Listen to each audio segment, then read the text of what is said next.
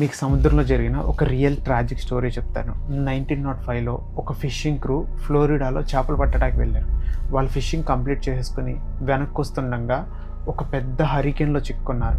Hurricane లిగ్మా. ఈ hurricane లిగ్మాలో చిక్కుకుంటే ships అంత త్వరగా అస్సలు బయటికి రావు. అయితే వీళ్ళు దానిలో చిక్కుకుని ఎంతో కష్టపడి ఒక 2 hours 3 hours కష్టపడి ఆ షిప్ తిరగబడకుండా కాపాడుకోగలిగారు. కాపాడుకుని బయటకు వస్తున్నప్పుడు అందుట్లో ఒక టీం మెంబర్ షిప్ వెనక ఏదో పడి ఉండటం గమనించాడు. అది ఏంటా అని దగ్గరికి వెళ్ళి చూసేసరికి తనకి మైండ్ బ్లాక్ అయిపోయింది. టీం అందరినీ పిలిచి అందరికీ అది చూపించి అది మర్మేడ్ అని చెప్పి కన్ఫర్మ్ చేసుకుని దాన్ని తీసుకొచ్చి షిప్ లోపల ఒక కంటైనర్లో పెట్టారు. మర్మేడ్ దొరికింది కదా, దీన్ని అమ్మేస్తే చాలా డబ్బులు వస్తాయి అని చెప్పి అందరూ చాలా ఆనందంగా పార్టీ చేసుకుంటున్నారు.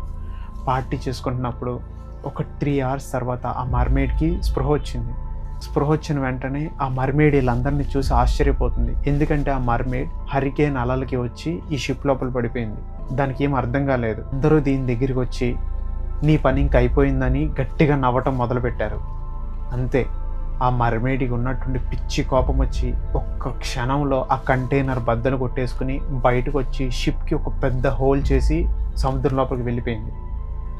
వీళ్ళందరికీ, క్రూ మెంబర్స్ అందరికీ ఏం జరిగింది అని తెలుసుకునే లోపే షిప్ మొత్తం మునిగిపోయింది.